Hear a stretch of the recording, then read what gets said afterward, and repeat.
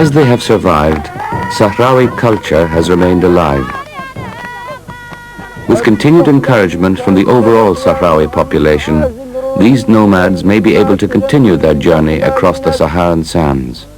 After all, desert tradition has it that the best Sahrawis are these nomadic warrior poets.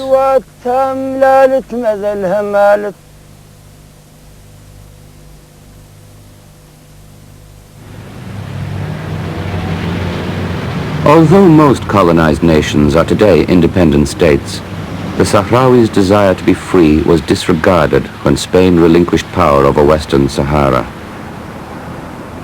We, the Sahrawis living in Spain, recognize that under the infamous tripartite agreement, Spain handed over to Mauritania and Morocco the administration of Western Sahara, but never sovereignty.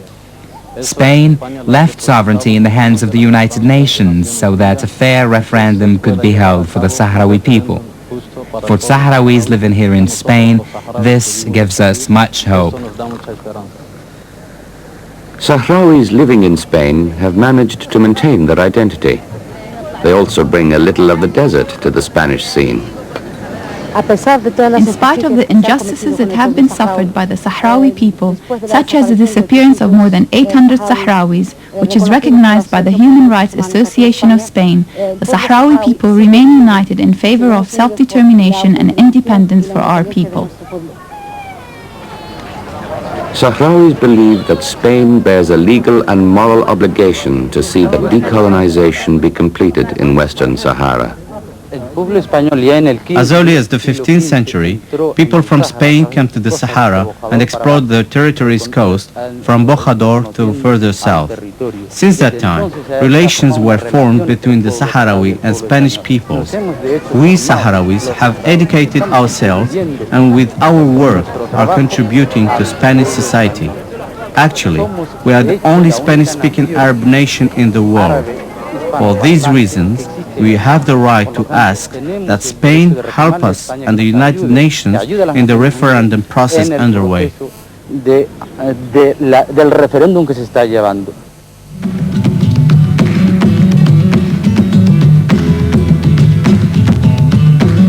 enthusiasm for democracy burgeoning across the African continent also is emerging in the Sahrawi refugee camps. Demanding democratization before independence, individual Sahrawis have led the way with concrete measures for the achievement of political pluralism. Over the last 5 years, people have come to realize that the monoparty system, it doesn't fit for our society, especially those of us who have the chance to travel to the Western countries and to see how democracy is implemented there. So people have started to think about this and to discuss it in private discussions. Those discussions became public, and we started to discuss in conferences and in official meetings, and finally in the Congress people have succeeded to write down those freedoms and rights, fundamental freedoms and rights, and have succeeded to implement them in the new constitutions, which is a constitution inspired on those of the US Constitution, France and Spain. The Eid Arba'in, or Council of 40, was the ancient system that governed the land where we lived. The council dictated all policies, controlling and resolving matters. Members of the Eid Arba'in were chosen from among the best Sahrawis. Each member represented one of the Sahrawi clans, with members speaking in council on behalf of their constituents. This is how we manage ourselves. Thus, the democracy that we have today is inherited from the Eid Arba'in.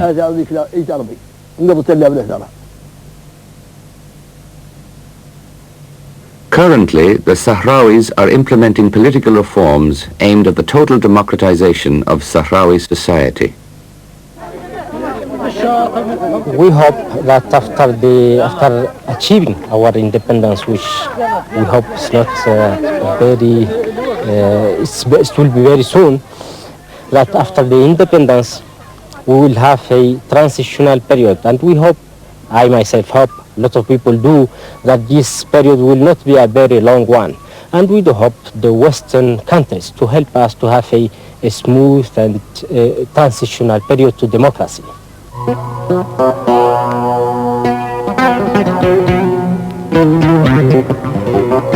Moderating between the West and Islam, Sahrawi elders have played a key role in adapting Sahrawi traditions to new settings.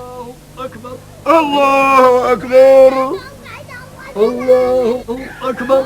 Allahu Akbar. By retaining desert customs and celebrating rituals such as holidays, births and marriages, the Sahrawis overcome the harshness of exile. Marriage is indispensable to any society. It is what draws together and unifies society.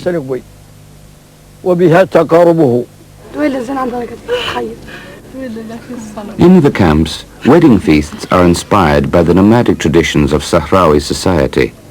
The bride and groom will undertake elaborate personal preparations before embarking upon a new life together.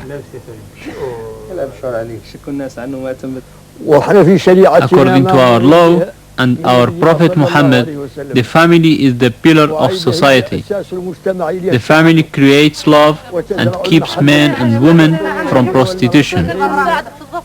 On the wedding day, elegance of form is desired. The groom styles his own hair.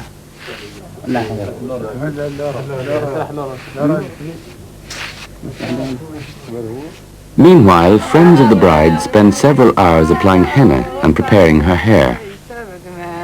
Braiding and elevating the hair is said to increase a Sahrawi woman's height and beauty by extending the vertical line of her face.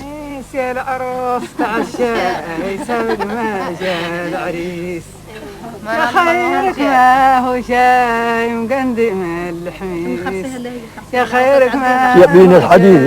saying from the hadith is that those who wish to have relations should marry, otherwise they should abstain. Marriage also serves to prevent societal corruption. Men need women and women need men. Friends and relatives of the bride and groom spend the day preparing the wedding feast. As the entire tent neighborhood is invited, some volunteer to cook couscous and pastries, while others round up the musicians, dancers, and guests.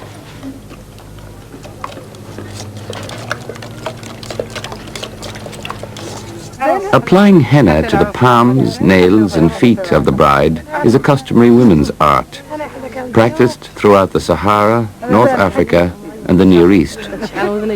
This rite of marriage is still another way of enhancing the beauty of the bride on her wedding day.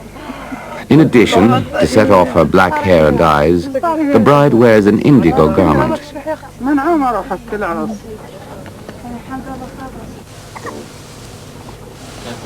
The groom irons 11 yards of fabric that form his long, flowing desert robes.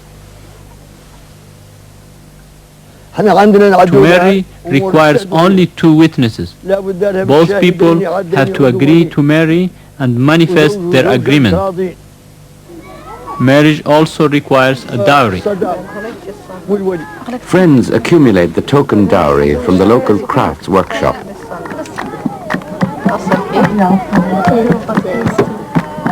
As the hour of the feast draws near, the groom readies his wedding costume. A local rouge derived from ochre is applied to the bride as facial makeup. During the last-minute preparations, emotions build. The bride and groom have not seen each other all day.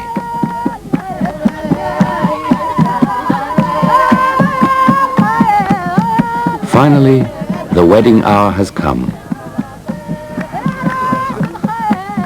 The groom and his wedding party approach. As tradition mandates, they will circle the wedding tent 3 times.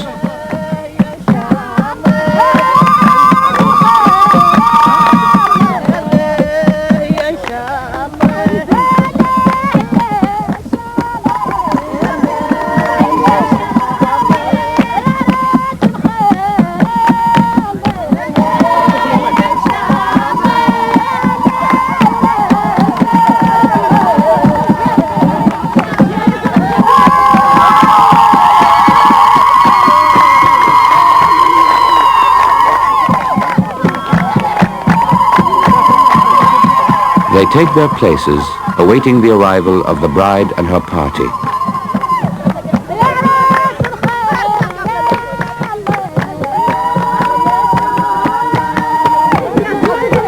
In the distance, the veiled bride approaches.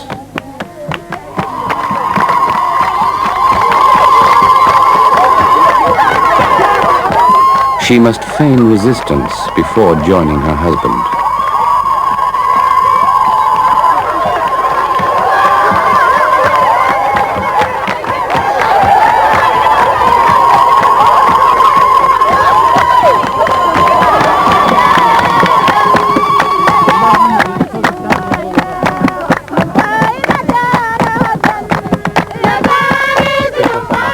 With high morale, future-oriented direction, and practical experience, the Sahrawis have overcome the difficulties of exile. 16 years ago, the United Nations was unable to prevent the exile from Western Sahara. In the first half of 1992, the United Nations is posed to implement a self-determination referendum for the Sahrawi people. They will choose between independence and integration with Morocco. Their only plea is that there be a climate of fairness.